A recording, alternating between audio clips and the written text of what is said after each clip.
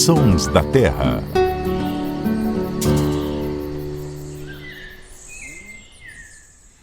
Olá, tudo bem? Tá começando mais um Sons da Terra, o podcast que toca o som da natureza. E hoje a gente tem um bate-papo muito bacana para falar de um projeto que tem 20 anos, uma história linda, que é sobre a Fundação Limington.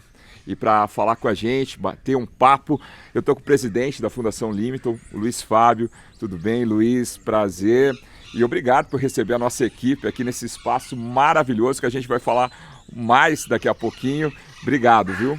E quem está com a gente também é o idealizador que teve a iniciativa de criar esse projeto tão incrível. É o William Witkoff. Espero que eu tenha acertado a pronúncia, mas ele é mais conhecido como Bill. Tudo bem, Bill? Seja bem-vindo a Limington e essa linda Mata Atlântica. Muito importante, uma floresta de tremendo valor. Para a gente entender a história da Fundação Limington, eu vou fazer primeiro a pergunta para o Bill, para entender um pouco a história do Bill, né? De como ele teve essa ideia. Mas, Bill, de onde você é, como você veio para o Brasil e como surgiu essa ideia? Com muitos outros. Eu sou imigrante. Meus pais vieram de Alemanha, emigraram para os Estados Unidos, estabeleceu família, fazenda, etc. lá, e eu tinha o privilégio de ser criado em São Francisco. Naquela época era uma cidade linda, maravilhosa. E quando eu saí de universidade de engenheiro e administração de empresas, eu e minha linda senhora, Linda, decidiram de fazer uma aventura e emigrar para o Brasil. Eu com todos novos, sabe, não falando português, não sabendo nada de cultura brasileira, então nós partimos. E nós chegamos aqui e gastamos 40 anos na indústria automobilística, extremamente valiosa experiência. E depois de parar de trabalhar lá, nós tivemos a ideia de vir para a Mata Atlântica, onde, questão de sorte, aconteceu nossos dois papagaios. Caiu meu coração e dela também. E ela começou a partir de um presente de 2 arajubas provenientes da Bahia. Presente. Começou a criar, quase por acidente. E determinou que depois de vida toda quase com animais, ela tinha um dedão super verde na criação de aves. E ela mergulhou totalmente nisso. Essa era 2000, anos 2000. Bom, depois de ter um certo sucesso e criar mais de, quantos? 50 naquela hora, 50 aves, nós decidimos de fazer uma fundação aqui nessa linda Mata Atlântica. Só para localizar, nós estamos na cidade de Juquitiba, né? Juquitiba, que eles chamam de Juquichuva. Chove. Inclusive, nós trouxemos um pouquinho de chuva aqui para a região. Muita gente pergunta, Bill, o que é Limington? Eu preciso responder assim. Claro, é um nome. Nome de um cidadezinho no litoral sul de Inglaterra. Pequeno, um antigo porto romano. E nós escolhemos esse nome porque é uma diferenciação desse pedaço de terreno de tantos outros, com o nome de Santo Antônio, São João, o diabo. Então nós decidimos, vamos chamar o Limington. E a coisa prosseguiu de lá. O que é Limington? Um nome, um lugar. Como eu falei, essa Mata Atlântica é uma floresta de extremo valor, em pé. Quando nós estamos hoje prestes a perder a Amazônia, talvez até Pantanal, essa por enquanto está seguro. E Limington está tentando passar a cultura de preservação. Terceiro, quase mais do que nada, Limington é uma cultura. O que é cultura? Cultura é a soma de valores, crenças e percepções. Nós valorizamos muito nosso ambiente. Nós percebemos o valor dele para todos os bichos aqui que vive aqui dentro e talvez mais ainda, essa chuva providencia água. Nós temos uma abundância de água aqui e por causa dessa floresta. Cada uma dessas árvores, em sua época, dá flor, folha, semente, coco, sombra e proteção para os seres que vivem aqui dentro, que nós valorizamos muito. Então, Limington é uma cultura.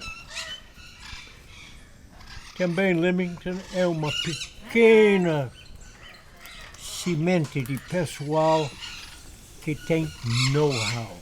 Nós estamos com sítios há mais de 40 anos. Nosso pessoal, Carlos Oliveira, esposa Nancy, que está com nós mais de 40 anos, tem acumulado.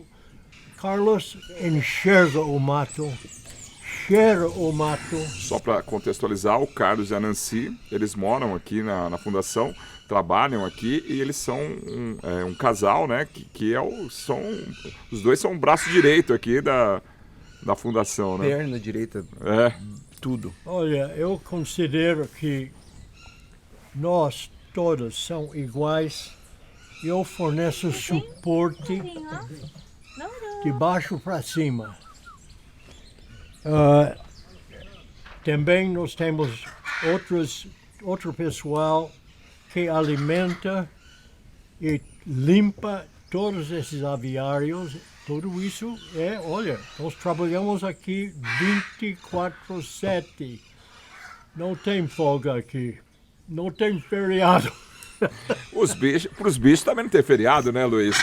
Fala pra gente um pouco dessa história, né, do que representa a Fundação para a biodiversidade hoje no Brasil. Então, tem duas vertentes, na verdade, né? A primeira é que, eu sempre falo pro Bill, a Dona Linda era uma força da natureza, assim. Foi em 1995, 94 ou 95, a primeira vez que eu vim, ainda não tinha sido criada a fundação, e tinha já os viveiros, os aviários. Só deixando claro, pessoal, esse som...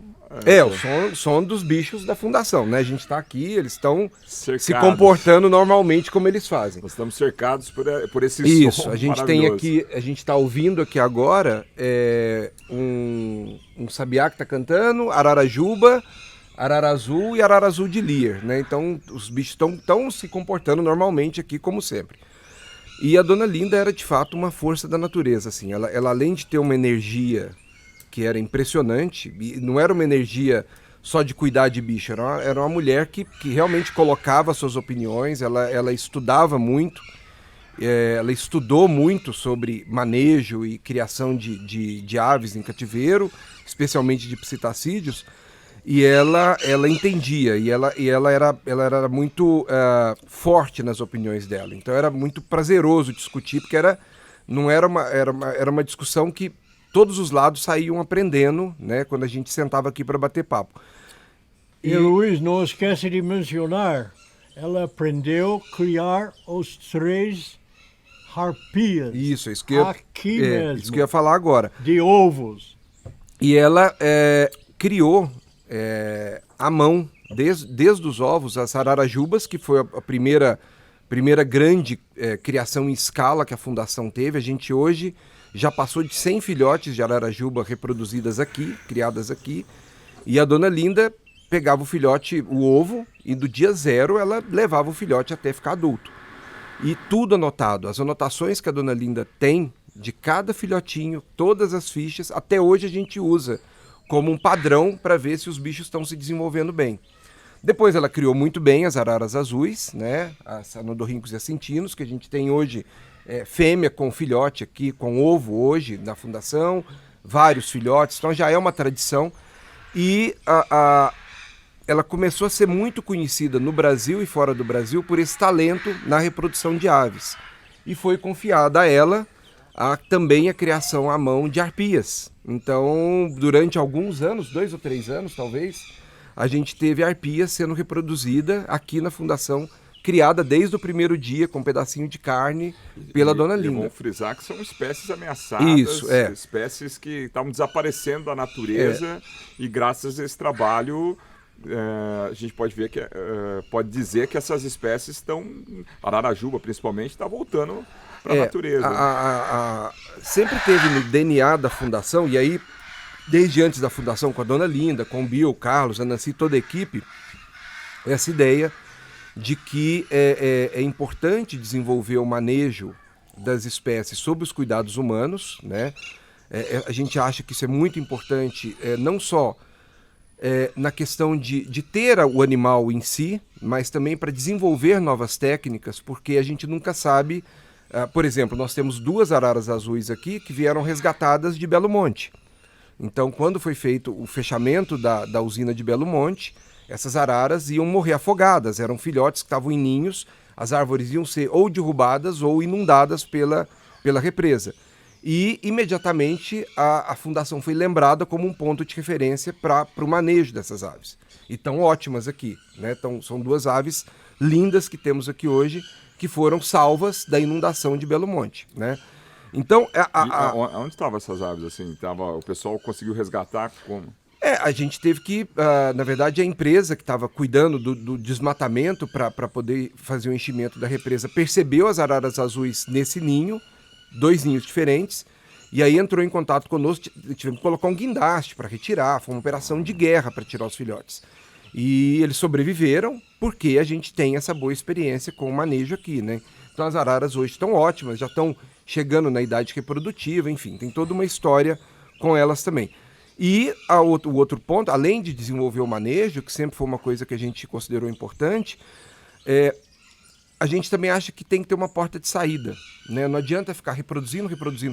É óbvio que isso é importante, porque você garante uma população de salvamento, uma população backup de todas as espécies, e aqui a gente tem uma decisão tanto da Thaís, que é a nossa bióloga, da Maria Fernanda, que é a veterinária da Fundação, e de toda a equipe, de ter poucas espécies. Então a gente não é um zoológico, né? Então a gente quer ter poucas espécies ameaçadas e que a gente possa fazer uma contribuição real para a conservação delas com essa porta de saída.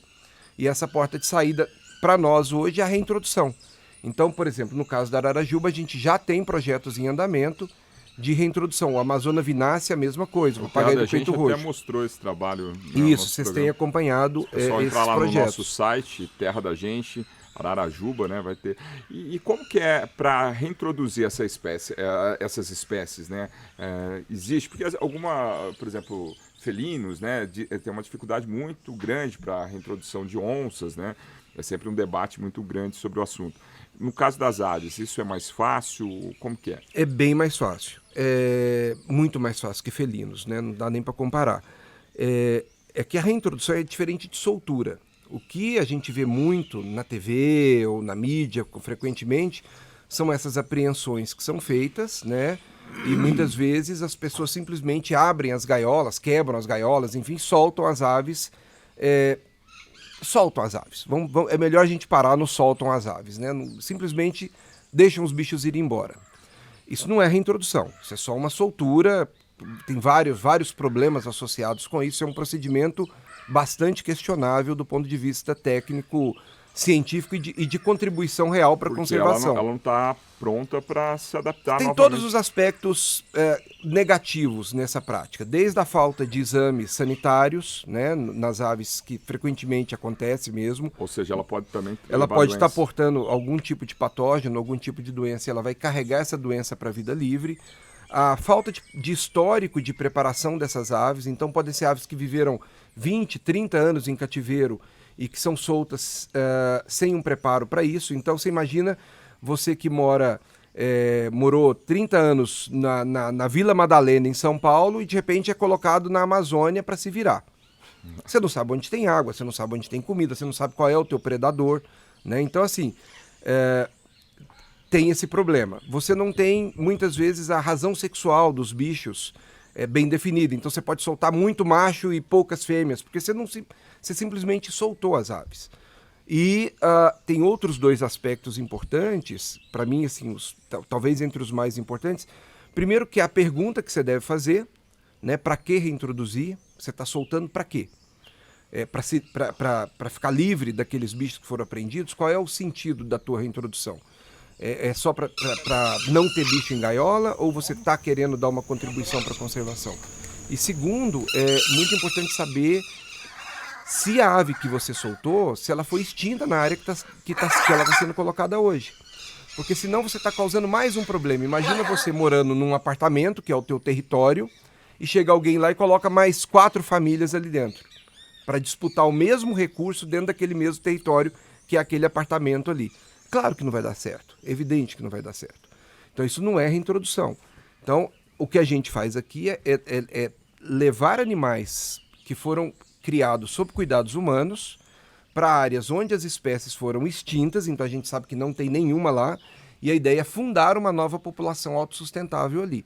Então esse é o processo que a gente persegue, que a gente começou pela primeira vez aqui na Fundação com o Amazona vinácea, com o papagaio do peito roxo, que era uma espécie que estava extinta aqui na região, a gente tinha registro histórico, e ao longo de mais de 15 anos, talvez, 15 anos acho que talvez, 15 anos. a gente vem soltando os papagaios aqui, reintroduzindo os papagaios aqui, e a gente hoje tem uma população autossustentável na Fundação. Como manter tudo isso aqui nessa região de São Paulo? Hoje a Fundação está com um pouco mais de 140 aves, né? A gente tem aqui hoje o Amazona rodocorita, o chauá, o Amazona vinácea, o papagaio do peito roxo, e as 2 araras azuis, né? A arara azul de Lear e a arara azul grande. E a arara juba, obviamente, que é o carro-chefe, né? Que a gente tem um sucesso reprodutivo grande. No começo ela era financiada pela Fundação Bill, né? O Bill que bancava a fundação. Com prazer. Sem reclamar nenhum dia, sempre colaborando com a Fundação. Mas ao longo do tempo, como os projetos foram ficando mais complexos, maiores, né, a gente foi dando passos mais largos, nós começamos a ter patrocínios. Então a gente tem o projeto da Ararajuba, que é financiado pelo IDEFLOR, que é o órgão ambiental de Belém, né? E dentro, o IDEFLOR financia basicamente a nossa parte de campo, com monitoramento, com várias iniciativas ali, e a Bluestone virou uma parceira grande da Fundação hoje em dia, uma parceira imprescindível aqui, porque ela nos ajuda na manutenção da qualidade e do bem-estar dos animais sob os nossos cuidados. Então, são recursos que a gente fala que eles não são utilizados. Outra coisa importante da Fundação é que a gente usa muito pouco recurso nas atividades meio. Então, os recursos são usados na ponta, na atividade fim.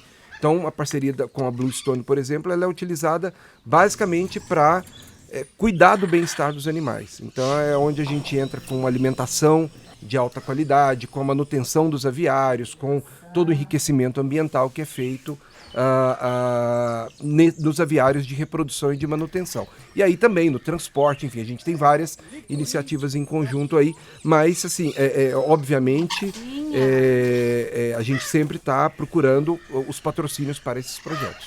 Você já explicou bem o que é a soltura. E a reintrodução, o que é feito nesse processo? O que vocês fazem para treinar, entre aspas, o bicho a viver? Hoje a reintrodução é uma área, um tópico da biologia da conservação muito bem desenvolvido. A gente tem artigos, livros, tem congresso. Então, assim, é uma área acadêmica muito, muito forte hoje em dia. É uma área acadêmica muito importante na biologia da conservação.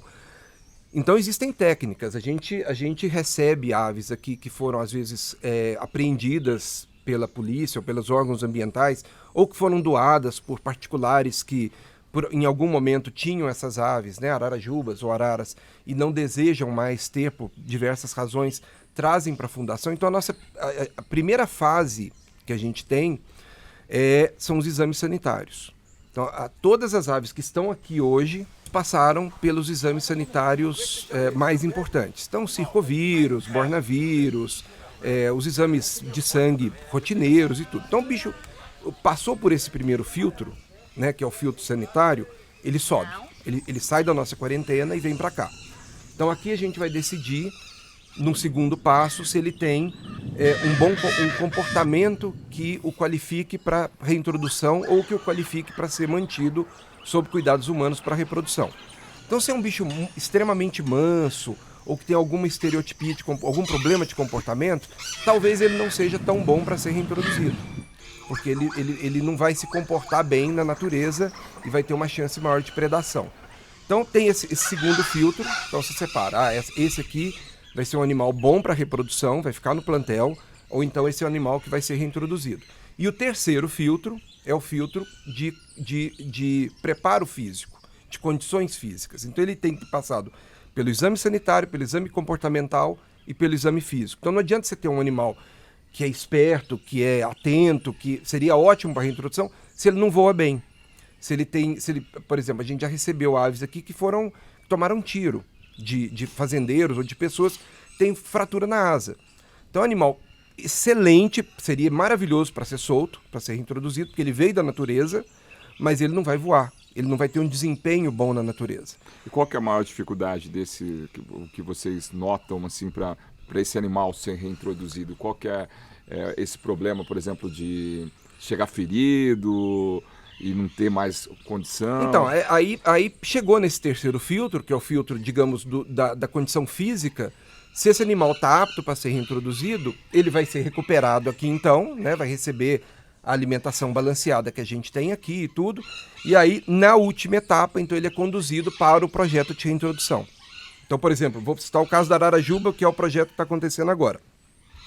As ararajubas são levadas para um viveiro lá em Belém, inclusive projetado pela Dona Linda. Então, um dos legados da Dona Linda é o viveiro de reintrodução, ela que desenhou esse viveiro. Elas ficam ali nesse viveiro de reintrodução, que é no meio na mata, no local que elas serão soltas, por volta de 6 meses. Tá? Aí, Marcelo, que é o nosso biólogo que está lá cuidando das ararajubas, começa a fazer a substituição gradual da alimentação industrializada e balanceada que ela recebe aqui na fundação para a alimentação que ela vai receber na natureza, que ela vai encontrar na natureza. Então ele começa a trazer, por exemplo, açaí. É muito interessante, porque são ararajubas que nunca viram um coquinho de açaí. E a memória do bicho para o coquinho é incrível, porque ele coloca o cacho de açaí, meia hora depois elas já estão lá beliscando, aprendendo. Então ela precisa começar a ter o murici também, que é uma fruta que elas adoram. Então elas precisam começar a aprender como é o fruto no mato. Então esse processo é um processo de aprendizado, né? Ela precisa ser treinada contra predadores. Então, qual o maior predador da ararajuba na natureza? Jiboia. Não é gavião, não é macaco, nada, é jiboia. Então, o Marcelo apresenta a jiboia para as ararajubas. E por quê? Por causa da estratégia da... As ararajubas dormem em cavidades. O grupo inteiro entra num oco, no nosso caso, numa caixa ninho que a gente tem lá, para dormir. Elas dormem juntas lá dentro. E a jiboia consegue chegar, e a gente já teve vários casos até, de ararajubas que foram predadas por jiboia. Que coisa. Então ela precisa ter esse comportamento de aversão. Mas Ela precisa aí- enxergar a cobra e saber, não posso ficar perto aqui. Ela demora mais para aprender a fugir do predador do que para procurar comida. Procurar comida elas aprendem rapidinho, já são super espertas. E uma coisa legal é que ararajubas que às vezes passaram anos em casas de pessoas, a gente recebeu, por exemplo, em Belém mesmo, pessoas que tinham ararajubas há 10 anos em casa, que foram capturadas na natureza como filhotes, né? Derrubaram a árvore, tiraram o filhotinho. A tragédia clássica do tráfico de papagaio na América do Sul. E aí essas pessoas viram as imagens do projeto, se sensibilizaram e doaram as ararajubas mansas pra gente. Mansa de dedo, vinha no dedo, falava parabéns para você. E a hora que a gente junta essas ararajubas no bando, muito rapidamente elas perdem esse comportamento de ficarem mansas. Um grande problema que nós temos com predador é jararaca. Ele sobe. Serpente é um filhos. problema, Yeah. Serpente é um problema. Nós temos perdido várias arajubas e até riacentinos aqui, vítima de jararaca. Então, Carlos toma muito cuidado de manter Tudo essa sempre área limpo, de é. recintos limpinho, patrulhado para não ter mais Então, perdas. claro, existe predação, os bichos vão para a natureza, vai acontecer isso é claro. normal, é Nós estamos absolutamente falando mal das esperado. cobras, pelo amor de Não, Deus. Né? a gente não mata as cobras. Exatamente. A estratégia é proteger os viveiros, A gente deixar tá os falando viveiros dentro limpos. de um claro. contexto de... Elas estão na natureza. Isso é do jogo, né? Não é uma coisa que você evita 100%. É que vocês têm um cuidado maior porque nós estamos falando de aves que estão Sim, ameaçadas, né? etc. Mas assim, acontece. Eventualmente a gente perdeu aves aqui por picada de cobra. Em Belém, no projeto de introdução, a gente teve predação por jiboia, né? Então elas demoram um pouco mais para ficarem atentas. Tanto que os ninhos que a gente coloca para as ararajubas em Belém soltas, as que estão reintroduzidas, estão em locais que tem cinta de metal para a jiboia não subir, são em árvores isoladas. Você já começa a ter uma série de cuidados porque você tem que maximizar a sobrevivência dos bichos. E aí, então, depois desse processo, que pode durar 6 meses, um pouco mais, um pouco menos, quando a gente percebe que elas estão aptas para serem reintroduzidas, aí a gente abre o viveiro. Mas não é abrir o viveiro de reintrodução e fechar o viveiro. O viveiro fica sempre aberto, porque elas sabem que o viveiro é um porto seguro e tem sempre comida lá dentro.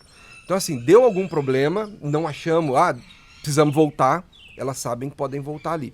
E essa é uma técnica que tem dado muito certo. A gente tem bichos hoje vivendo já há mais de 4 anos perfeitamente selvagens em Belém. Obrigado, Luiz, por receber a equipe dos Sons da Terra aqui, mais uma vez. Muito obrigado.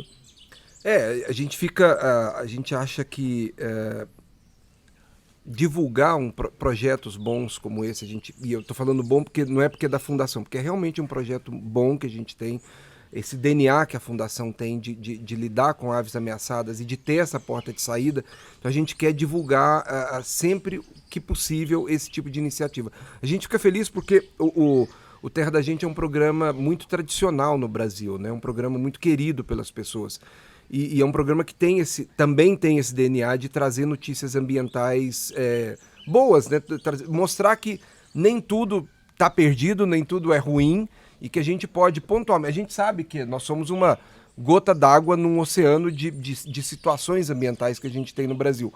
Mas é assim, a gente precisa sempre tentar colocar uma gotinha d'água boa, né, nessa situação complicada que a gente tem hoje do meio ambiente no país. Eu acho que a gente tem conseguido lidar bem, especialmente com o legado da Dona Linda, né? Acho que a gente não pode esquecer isso. É o que o Bill falou, foram muitos anos se dedicando à conservação e a gente não podia simplesmente parar, né? Era quase que uma obrigação moral nossa de continuar com o trabalho que a Dona Linda e agora o Bill fizeram e fazem tão bem aqui. Eu sou só um mero facilitador do trabalho que eles fizeram durante todo esse tempo. Bill, muito obrigado por receber a gente aqui. E que história linda, viu? Que você e a Dona Linda, né? Criaram aqui na Mata Atlântica, né? É uma história muito bacana. Obrigado, viu? Obrigado a todos vocês. Quando a gente, só para finalizar, né? Quando a gente vê a história do Bill, da Linda, assim, a gente tem certeza que o mundo ainda tem Opa, jeito, tem. porque Nossa, os tem. bons ainda são maioria, né? Você tem, exatamente. Valeu, Bill. Obrigado. Valeu, Luiz. Sons da Terra.